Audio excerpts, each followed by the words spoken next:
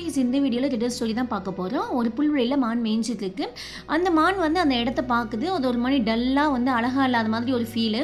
So என்ன பண்ணுதுன்னா fountain எடுத்துகிட்டு வந்து வைக்குது. க்ரீன் ஹவுசஸ்லாம் ரெடி பண்ணுது. அப்படி பார்த்தாலும் அந்த இடம் அழகாக இல்லை அப்படின்ற மாதிரி இருக்குது.